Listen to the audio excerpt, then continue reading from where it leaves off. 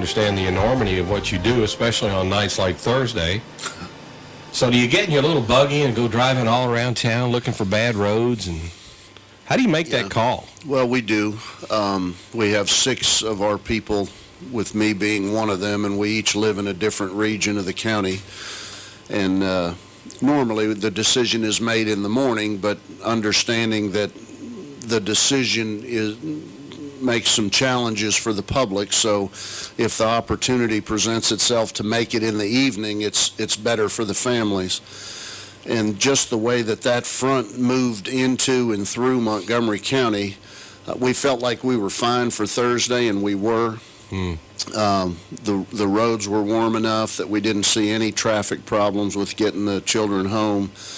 And then the storm really kind of intensified, just like they said it would, and we got an awful lot of snow and slush that covered the rural roads. And so, we looked at it, sent a couple of vehicles out.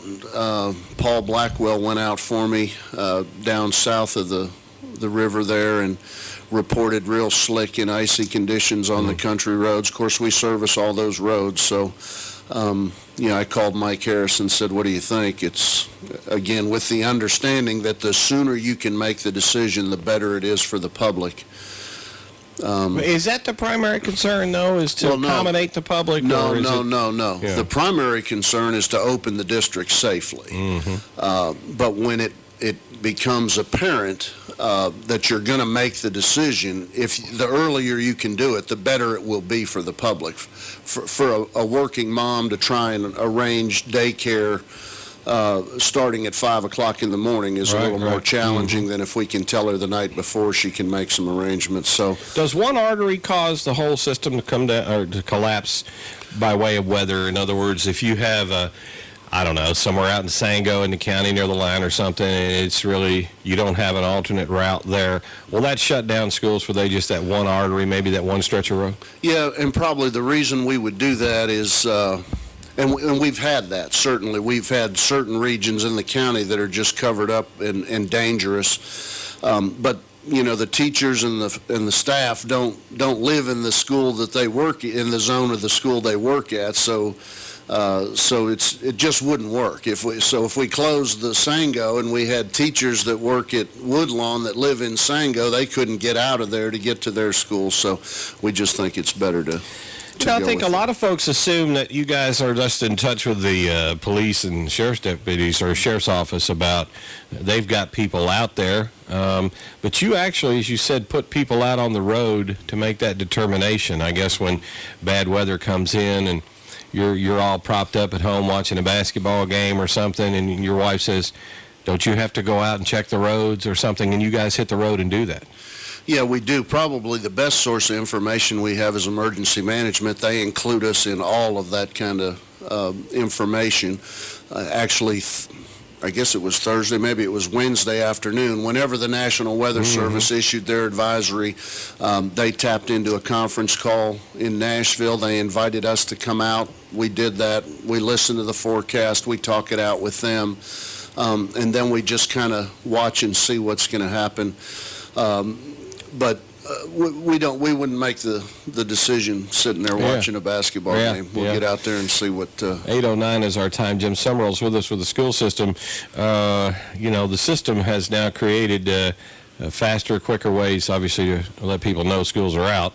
Long gone are the days of, we need to tune in the radio or wait for the paper or whatever. You get calls, you get emails, and so forth. We're out of school days, from what I understand. So we tacking one on to the end of the year. Is that how that works? Yeah, I think the way that it works is that the board will make the decision after we get through the period when the potential still exists. So, assuming there are no more, then that request will go to the board to forgive that day, Friday, and then they'll either approve or deny. And I'm not I'm not an expert on that. Did you learn yesterday or this week that the state said it was cool to extend the life of these buses? Is that a done deal, and what does that mean to your school system? No, I don't think that they've made that decision. A couple of things are happening there. Here in Montgomery County, Commissioner Keith Politti and I have been working with the state politicians to do what's called a private act, and our private act is just asking that the mileage standard on the school buses be increased. It's currently at 150,000 miles, and so we were going to try and do a private act to extend that to 225,000 miles, which would have a significant financial impact on the district. There are currently 6 other counties in the state of Tennessee that all put forward legislation to increase the service life of a school bus. That happened week before last, and the decision was made at that time to, they called it roll that, then they told the 6 of them to get together and present one piece of legislation. That one is supposed to be debated on the 25th of this month, and we'll watch that. And 15 years or 150,000, whichever comes first, is that it? No, you can put as many miles on it as you want in 15 years. But once it's 15 years, it must be under 150,000 miles to qualify for an extension. Well, obviously, this system really maintains its buses. I mean, you have a complete complex out there, and you have people on call all day. They're constantly working on these buses. It seems only natural that, I mean, the way those are built, it doesn't seem too out of whack that you could. How much longer would you want to extend the life of the buses? Another 100,000 miles or what? Well, no, the private act that's being considered here in Montgomery County would extend it out to 225,000 miles.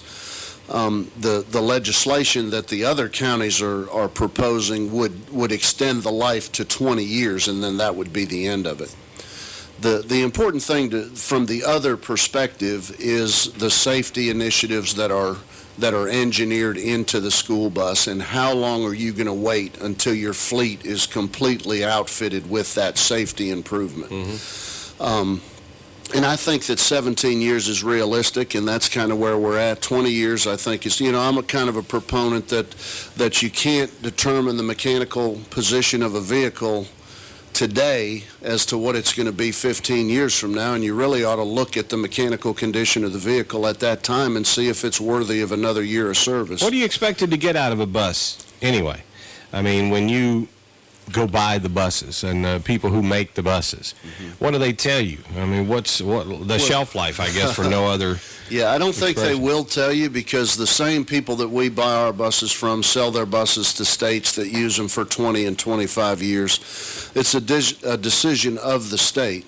Ironically, we're advocating for the quality of their product, and that's kind of the conflict. I'm standing there saying that I think Bluebird and Thomas and International build a vehicle that is capable of providing service for a lot longer than the laws in Tennessee say that it is. But they want to turn them over every 15 years, obviously. Yeah, so they're not 10 big would fans work of for this, I them. would think.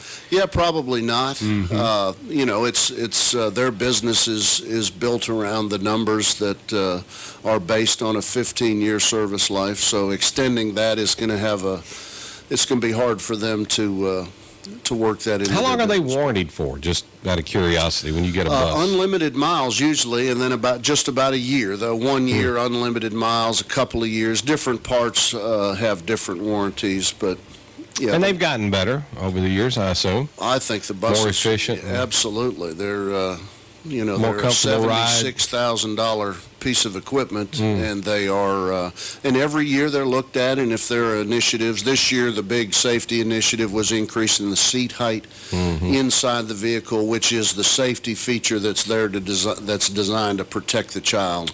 No seat belts. There are no seat belts. Isn't that interesting? Isn't that weird that we don't have seat belts on buses yet? See, I don't think that it is. I think that if you look at the school bus and the work that the school bus does, and if you just look at student injury and student fatalities across the district, no child in the state of Tennessee was killed in a school bus accident last year. None. Has there ever been? I mean, I In can assume Tennessee, there has in been. Montgomery County, there was, there was one. I mean, it's saying it's as big a deal as we make out of Buckle Up, Right. that they don't make school buses with.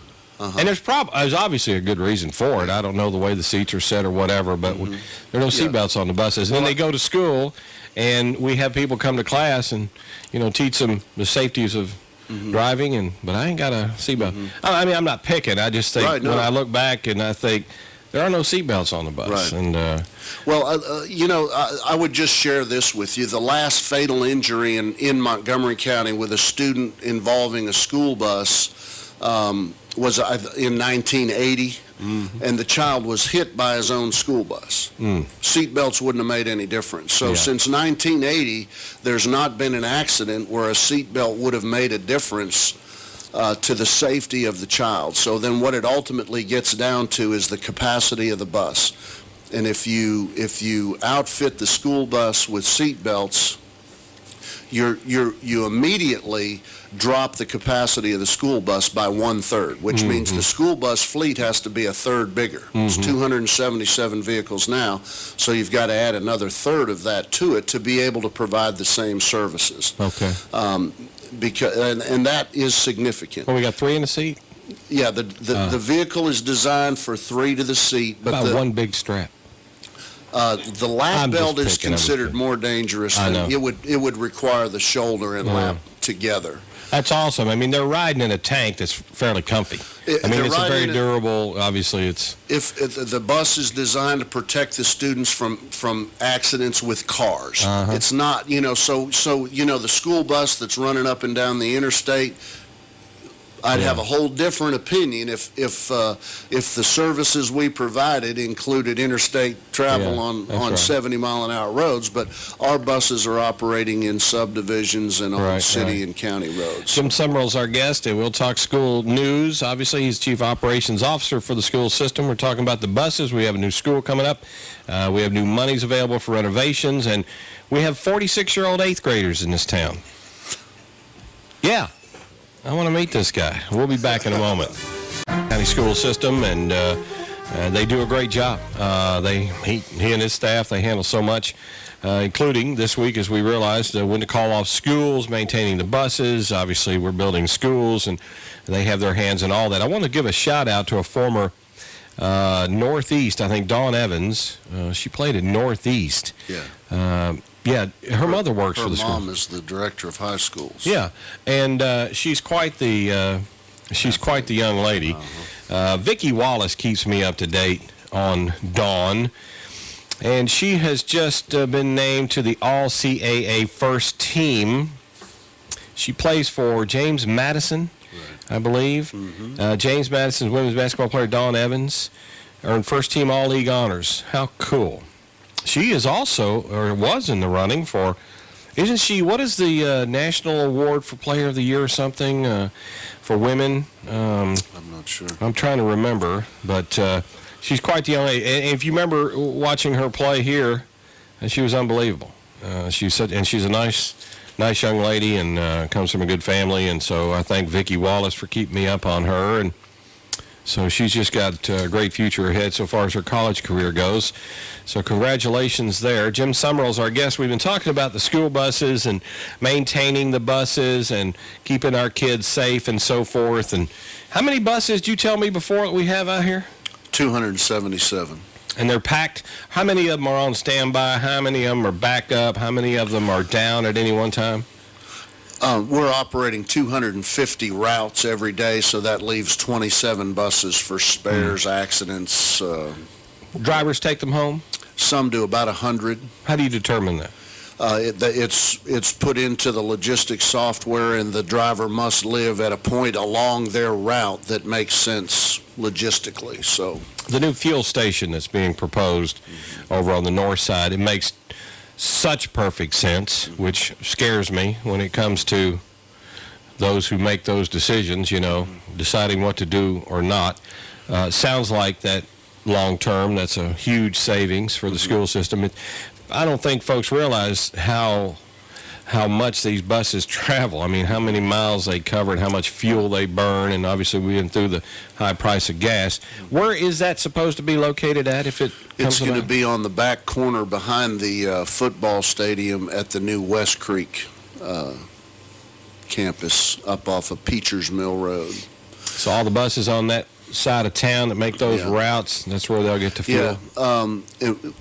The numbers on that is the majority of those buses that are servicing that northern portion of the county we don't leave our buses on the campuses because of, some the potential for some vandalism and whatnot. So we always return them either to the driver's home or to the operations complex out there in Sango or to the little satellite facility at Liberty.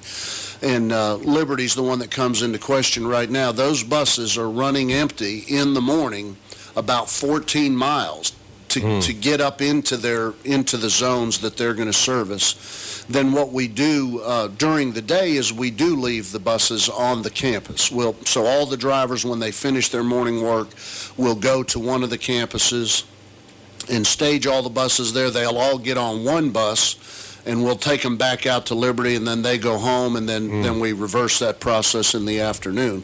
But you're still troubled with, and then in the afternoon, they drive those 14 miles empty back out and park at Liberty. That adds up. Oh, yeah, absolutely. You've got the fuel, the wear and tear on the vehicle, and the time that you're paying the driver to operate that piece of equipment. So it is a potential. You got to spend the money to be able to save the money, and we hope to be able to do that here in the next. It's going to go right back on our capital projects list for next year. Well, it's a six-figure savings, roughly, depending on fuel charges, I guess. Yeah, fuel is in great shape right now compared to when we've push this forward.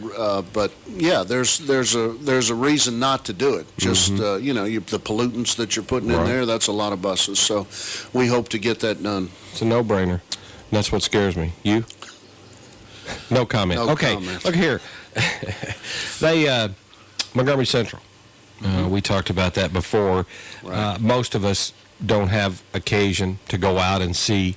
I can always remember the first time I saw that school, I saw, how cool is that? The pods, it has really been in need of repair for a long time. Now they've found a way to shift the money, find the money and do that. When do you all start doing that? Well, we have. And just to go back on that a little bit, the point that we like to make is that, about 5 years ago, Norm Brumbley and I started looking at the district. We analyze it every year. We sit down and talk about every building in detail. We engage with the principal. And it was clear then that building was ready for some renovation.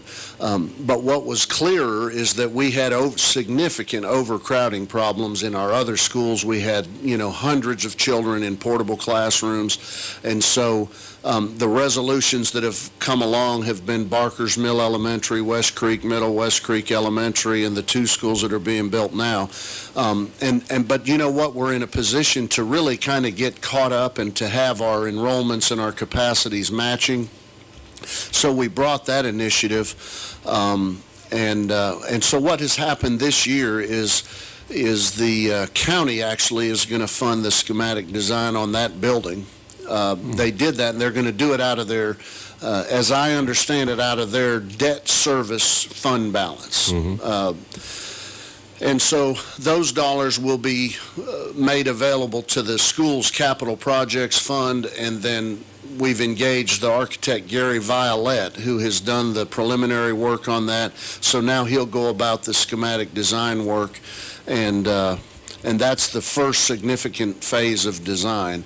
He's done a lot of conceptual stuff for it. It is a neat building, architecturally very significant, structurally very sound building, and the concept that he's brought forward is really going to do nothing but enhance and really increase the traffic is a big problem on that campus. All three of the schools. Foot traffic or? Oh, no, the vehicle traffic. There's just not, if you look at Rossview and Kenwood, West Creek, the high schools that we're building today, they have probably twice as much student parking areas and the areas for the public to come into the campus and attend the events that go on there.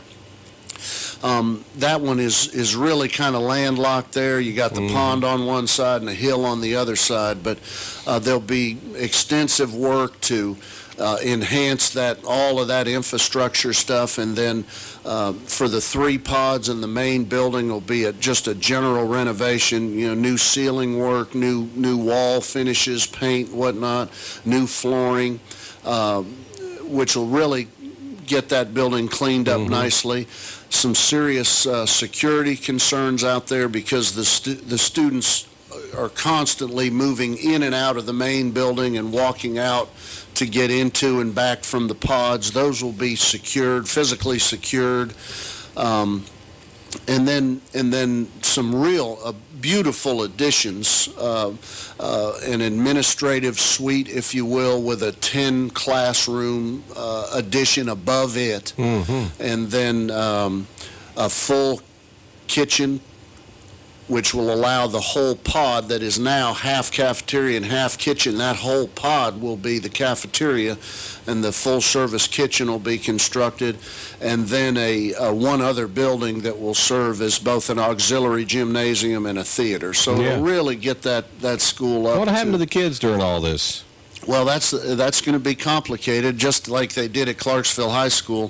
The real heavy lifting, the hard work will be done during the summers. This project the construction piece of it will spread over a couple of years, but there'll be a lot of coordination with the faculty, and we'll just have to cordon off areas and put them out, and Christy and her folks out there will just have to work around that with us. That'd be great. Yeah, I mean, it's a neat campus anyway, and you mentioned traffic and so forth. What little experience I've had out there involves being up at those ball fields, baseball, softball fields, whatever, is only one way in and out, from what I remember. Yeah. And that's got to be a little unusual. I mean, I'm always, of course, I'm claustrophobic as it is, and I get up there and I'm like, okay, there's only one way I can get out of here. Where can I park, and how can I make a fast getaway if I need to? Yeah. But it's a beautiful campus, and much needed repairs. Jim Sumrell's our guest. Chief Operations Officer for the school system, 8:31. We'll be back with more. Is it a blog, Gary? Is that what this is? I don't know what a blog is. A blog is something I went to a doctor for one day. That's all I know. How'd that turn out? Got a couple pills. Thanks for asking, Jim. That's pretty good. You get real comfortable with this. That's great. I like it. No. 8:35 our time, and Jim Sumrell's our guest, Chief Operations Officer for the school system. All right, I want you to set the record straight on our 46-year-old 8th grader. Okay. Which now, looking back, we can laugh at and have fun with, because nothing really happened other than it was just out of line. And when you take time to think about, the potential of what in the world could have, should, or whatever could have happened there, what we had was, you may recall, several weeks ago, and it sounded like the bus driver did exactly what she needed to do or was supposed to do. I'll let you clear that up. But a 46-year-old got on a bus, went to the school, got off the bus, said he went to school there. Long story short, ended up being arrested over at like a Minute Mart across the street from the school. Tell me what happened. Clear out exactly what happened. When did you get notified about it, and did everybody do what they were supposed to do? It got to me pretty quickly what had happened. We still don't look back and laugh at it. It was a huge embarrassment for us as a fleet. Just didn't shed a good light on what we do, and maybe, pinged on the public's confidence in what we do for them. So we still don't laugh about it.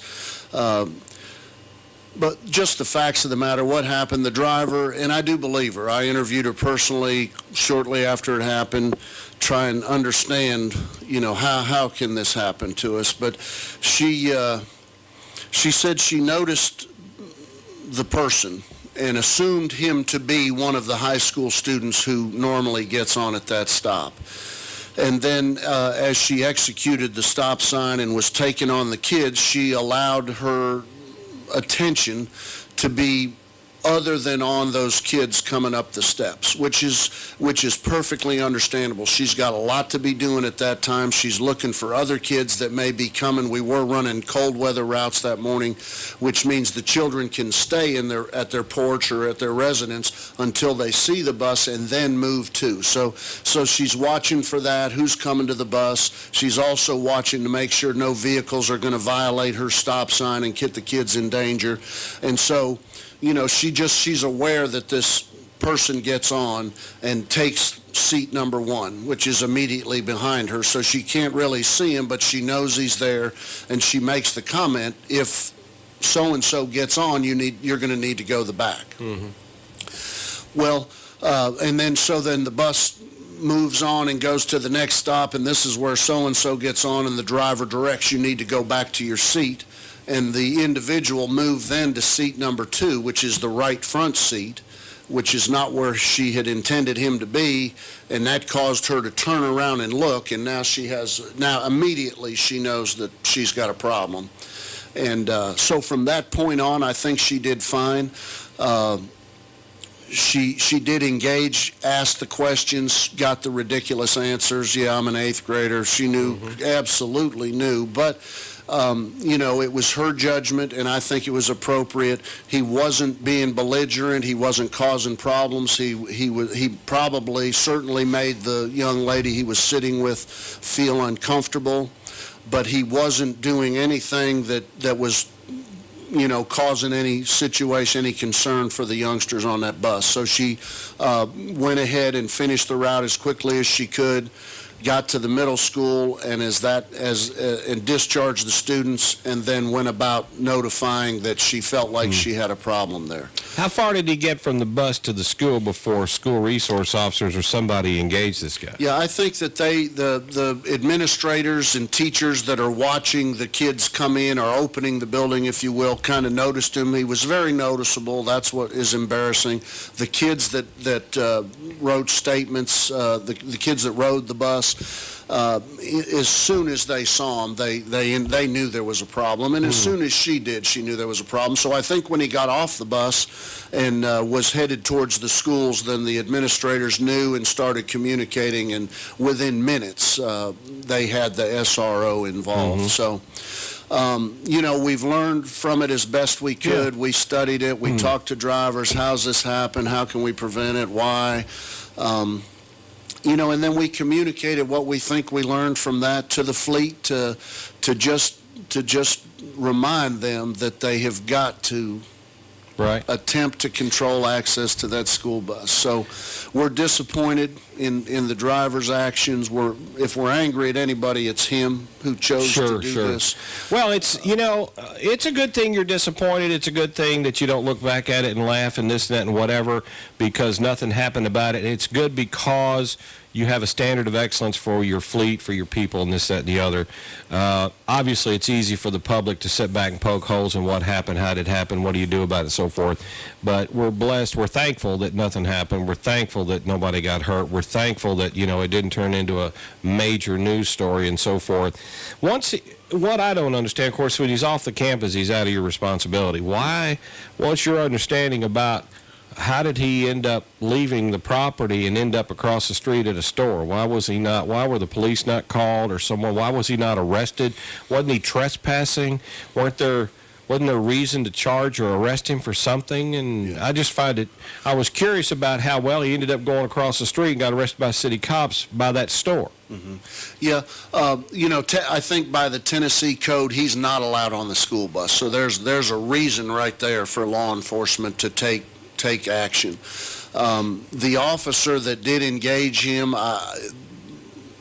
let him go for whatever reason. You'd have to ask that officer. Okay. I don't understand that. They didn't tell you why they didn't ever report to you why they let him go, or you're not entitled to know that? I would think you'd be the first. I think we are. I think that he made some comments that in his judgment there was no reason to hold him. And he's a good guy, and he really is. The officer? Yeah. I'm sure he is. Well, and you don't know him? I don't know him. I'm sorry. Yeah. All right, go back and we'll move on to something else. Tell us what should she have done? obviously not let him on the bus. Yeah, okay, good. I'm glad that you asked that question, because one of the things that we did when we pushed on this thing and tried to look at it, what we don't have in place is some way for her, because we do think it was appropriate not, once she figured out I've got a problem, not to escalate the situation by stopping the bus, getting on the radio. Yeah. She did all that right. So, but what if everything was perfect, she would have been able to reach over and touch a button, and that would have notified people without notifying everybody on the bus. We don't have that technology throughout the fleet, but we're developing it. And so we would hope that in the future we're going to be able to arm that bus driver with the ability to communicate to us without knowing, without anyone in the bus knowing that she's alerting us to some problem. It sounds to me like all the moons and stars aligned for this terrible thing to happen. You were running snow routes. They were running from the porches to the bus. They were not standing there on the corner where she approached the stop, see an adult standing with them and so forth. He just sort of ended up on the bus, and my God, she's like, I think she did everything right. I think she didn't, draw attention to the problem, get the kids upset. My gosh, you got a busload of kids screaming and hollering. Lord knows what happened. I think it was handled, as well as it could have been handled. I just find I'm curious about how did they let him get off campus. I don't understand that, but I know it bothers you, and you learn from that, and she had to feel awful. She did. The driver, Yeah, she felt awful. They love these kids. I would say the majority of your drivers, they love these children, get to know their children, these families, and so forth. So, yeah. 17 minutes away from 9 o'clock, Jim Sumrell's our guest on Clarksville in Review. Exciting times ahead with 2 new schools, Carmel and, help me. Carmel Elementary, the plans were approved. Yeah, that's Who's opening this week? Yeah. Sir? Okay, I'm confused. There's so doggone many We've of got them. 2 schools that are going to open new high in school. August of next year, West Creek High School and Rossview Elementary School. All right, I'm with you. And so that'll bring us up to, we'll be operating 35 schools next year. Very excited about that. The high school, West Creek High School, is the same floor plan and basic design as Kenwood High School and Rossview High School, a big 1,650 student high school. The facilities are incredible. They really are. That's a gorgeous campus out there that will have developed out over just 3 years, about an $85 million investment for the 3-school campus. It really is gorgeous, and we're so proud of it, and I think the whole community will be. The buildings were all designed and the color schemes made to complement one another. And as you roll into the campus, you've got the elementary school on the left facing you, the middle school, a beautiful 2-story building on the right facing you, and you're looking straight at the center of that monster high school. And then with the football complex on the right side of the school and the baseball and softball on the left. Just gorgeous, and we're so proud of that campus. Developed very quickly. And then on the other side, we're finishing the development of the Rossview campus with the addition of that element. And let me back up a little bit. That high school's in great shape. We don't have any concerns about the way that's going to open, and we've already got custodians in there preparing the classrooms to receive the furniture in many of the areas, so that's great. Over on the Rossview side, it's the first time we've built the building, and that makes it a little more interesting for us, because as you go through that process, you're working out the bugs, if you will, that might be in the plan. The building is completely decked. The ceiling is completely decked, and in one of the 3 major learning areas, we're already hanging drywall and painting and getting ready to. There's a lot of the ceiling grids are going in. A lot of good work in a couple of those areas, but still a lot of work to be done. But at this point, we're confident that the building will be ready to take students in August of next year. Great building, beautiful design. And what has changed over the years of, even though we're looking at similar designs and we have sort of a plan of the campuses that we want to build, whatever, what has changed, little tweaks and changes in like being more energy efficient and more open space, maybe more classrooms, bigger lockers. I mean, you know, we've had to have learned over the years the needs of the students and the administrators there. What's changed? Yeah, actually, everything that you mentioned there, all of those things are incorporated in the designs. For example, when I say that the high school at West Creek is the same floor plan as Kenwood and Rossview, all that is true, but what we do with Norm Brumley, mostly, we'll have a project team, and Norm kind of leads that project team. But we certainly want to include people that are working in that building. So we, you know, you bring Hal Bedell and Frank Myers in and say, hey, you guys are working in these buildings, and we're going to build it again. And what has your experience in the building taught you? What can we do to make it better? One of the things that you meant, you said bigger lockers, but actually one of the improvements to West Creek High School is that rather than putting wall lockers on both sides of the hall, for example, we made the corridors a little wider and then just one set of lockers, and then move lockers into another hallway where there hadn't been any, to provide, you know, 1,600, that's a lot of kids to be moving around, and so you need a little more room in those corridors and those intersections. So that's just a nice improvement that we learned simply by operating the building and asking the people that are in it. Don't just have the architects and engineers over there, ask the people that are using it.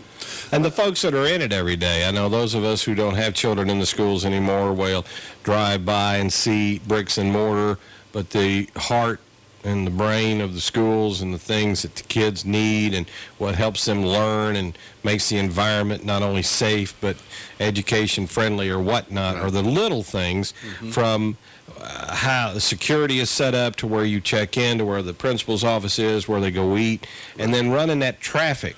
You know, I'm always curious about, like you were talking earlier about when you put together your bus routes. I think that's an amazing thing.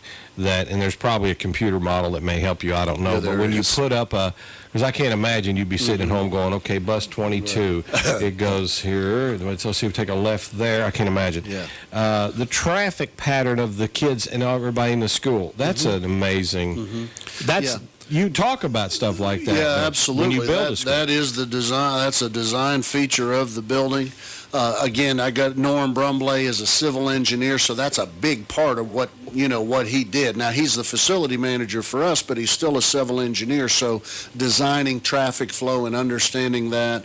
And then, of course, Ricky Lumpkin, the transportation manager, is a big part. As those plans are coming together, we share that. We share it with Ricky so that he can look at the transportation aspects of the building.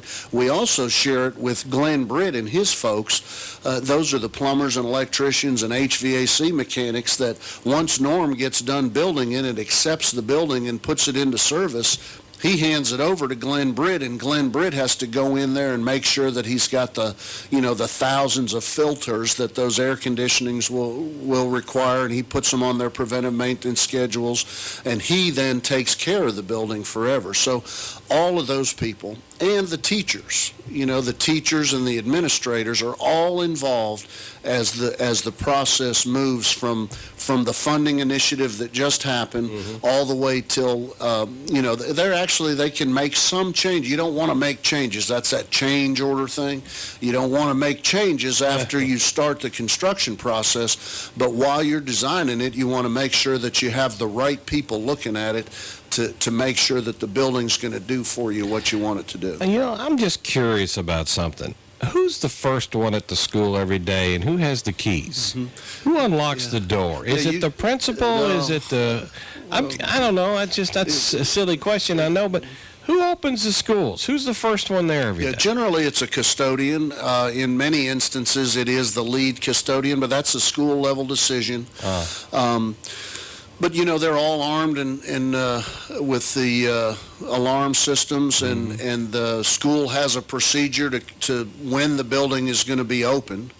One other energy point, you talk about energy and green initiatives. All of the schools' mechanical systems are controlled by operations out there in Sango. And so that's all set up electronically to, it allows the building to get so cold in the evening. And if it gets to that set point, then the mechanical system will run up and get some warm air in there.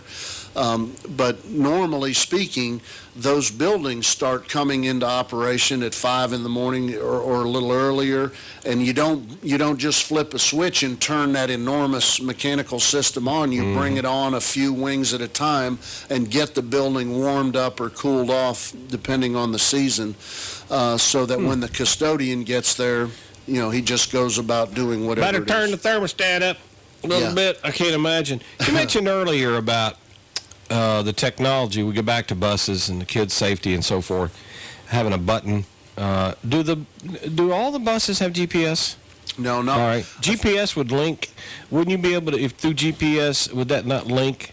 You'd be able to link that to your office or transportation. You could follow the buses so where it would be able to have that technology in there of where they're at every moment, and so forth. That's a pretty expensive venture there. It is. We use the Safe Schools grants. We don't use the local money for that. About 90-ish of the buses right now are outfitted with the GPS system. We do have a GIS-based map, which is satellite accurate in operation, so we can watch the buses on a huge screen behind the dispatchers, and in the morning, the buses are all at the outer reaches of the county, and then as you get closer to 7 o'clock, every 15 seconds it hits those buses, and you can just watch them all come in until 7:10. They're all sitting on those 7 campuses, and that is the technology that's going to allow us to give the driver an opportunity to. So the technology that's available today, the driver could have pressed a couple of buttons, but then the next thing would have happened is over the intercom of the bus, they would have heard, "This is 911, state your emergency." Oh, really? Which could have caused somebody to, Sure. So we don't want. Well, it's not like a bank teller, has the panic silent button. alarm. Yeah, that's what where you would we like, want to though. go. That's where you want. That's yeah. exactly right. I was talking to a business owner this week who has a fleet of vehicles and was telling me about having this technology. And the first impression people may have is that, well, you just Big Brother keeping an eye on you. Well, all right, he's your boss or whatever. But he's able to track their routes, if they're where they're supposed to be, not supposed to be. Are they wasting fuel? Are they wasting time? Which is just, that's just running your business efficiently. And I'm curious how those radios work. Aren't there some radios in some of the buses? The kids bus get to listen to radio, music or something? Yeah, we have 50 of those. They're very well received. We've got requests from other schools to get them. The company that manufactures those is just not ready to release this next version, but when ultimately every school bus in Montgomery County will have a satellite bus radio, which is a pre-recorded radio show that is age appropriate and reviewed by a board up in Connecticut, and then in the middle of the night they take the approved show and download it via satellite, and then the bus, it wakes the bus up, if you will, and it downloads that radio program into the receiver. What is it? Is it music? Music, mostly Sesame music. Street? Can they tune in the Bone Show during the week? No, we're getting a lot of requests for the Bone Show, but one day you don't know. You just don't know. I can give them some learning on the way in the morning. There's no question. That may be censored out. Yeah, I'm sure. Yeah. What is the number one, concern you hear from parents about everything under your umbrella? I mean, are buses your number one topic of concern or complaint from parents, or what? Maybe let's say request. The number one request is to get the bus stop closer to my child. I can't see my child from my home when they're at the bus stop, and unfortunately, that's just not a service that we can provide. We establish the stops to be convenient to the children in that area.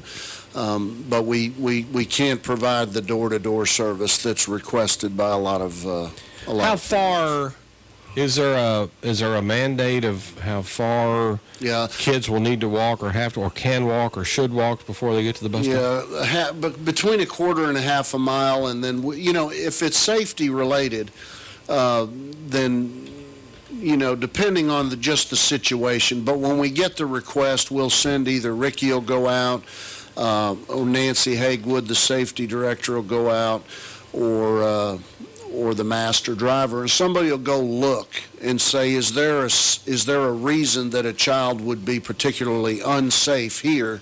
And if there is, then we move or establish the bus stop. If there's not, then we're just not able to do that.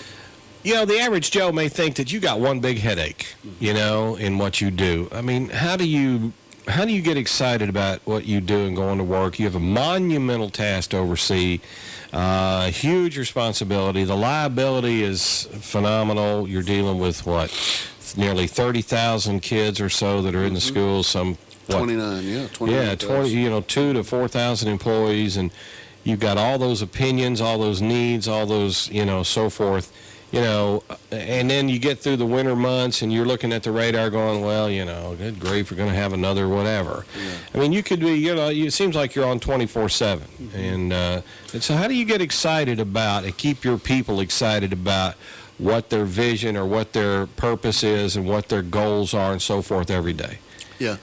First of all, I've got great people, and all of those things that you mentioned are not my responsibility. They're all Mike Harris's responsibility, but the students, all we have to do is transport them safely. It's a big job. But then the academic department takes them for the lion's share of the day, and they go about managing and scheduling and doing all of that work. The employees there's about 400 of them in operations, but there's 2,400 teachers in this district that belong to the academic department. And so this is not me by a long shot. Operating the buses and the buildings is what I do. And we do try to get excited about the academic performance of the kids. We're there, and we're constantly talking about it. The work that we do is never going to make the huge academic difference. But if we don't do it, it could real quickly have a negative effect on that academic performance of the child. If the buses are helter-skelter and they're just sporadic, they're not hitting their marks, they're not getting the kids where they need to be in time to get a bite to eat and get to their class in the morning, that's going to have a negative effect. And if the environment in the school is not a positive, healthy, clean, comfortable environment where the children can focus on education, then that's us having a negative effect. Mm-hmm. So, but what a great school district and what great performance the kids are doing. They're really out there outperforming their peers in Middle Tennessee, and I take great pride in that, and I try to share that with my people. You feel like you're making it easier for them to achieve higher goals and so forth. That's the attitude, because exactly. Right. We just do the blocking and tackling, and we try to get all of that stuff so there are no distractions, so that the principal's not worried about the buses are constantly late, and that shouldn't be the principal's burden. They've got enough to worry about. It's uncomfortable. It's too hot. It's too cold. There's a leak in the roof. There's this is broken. If the principal's dealing with all that, then we're not doing a real good job of what we're supposed to be doing. And we're very proud. We've got a wonderful district. The buildings are really great buildings. Technology, that's not mine either, but what great advances Dave Holman has made, making sure that our classroom, they're really fascinating, the classrooms and the technology that's been brought in with, the teacher is mic'd up, there are speakers in each corner of the room. Oh, cool. They're, the teacher's teaching out of a laptop and projecting it onto the screen, and she has interactive whiteboards where the child can sit and do their work, and it's showing on just incredible stuff that Dave Holman has brought in. Again, just to make the learning environment a better place for our kids to be successful. So, well, every time I get a chance to talk to you or anyone in the school system, I'm grateful that our school system is not like that commercial we see on TV. Callahan, If delivery people ran the schools, Callahan, no Callahan, it's like, I mean, that's not funny, but it is awesome, the people that are in the schools. Obviously, the teachers, the folks that are, right there at first contact with them, and so we appreciate it. I hope folks will certainly appreciate all the things. Apparently, you would like it to be a behind-the-scenes sort of thing. You don't want notice. You don't want, Right. you don't want any of what you do, it seems, to stand out or to be in the paper or to be talking about so forth. That means it's like a good announcer or play-by-play. You never know he's there. You just, you're watching the game in your mind, so to speak. So, well, good luck. And any other final thoughts about No, what's hey, I going on in appreciate school? you having us on, and I appreciate the work that all of the people in operations do. It's not me, and it's not my big job. It's Right. it's a whole bunch of great people that get up every morning and do a lot of Cool. good work.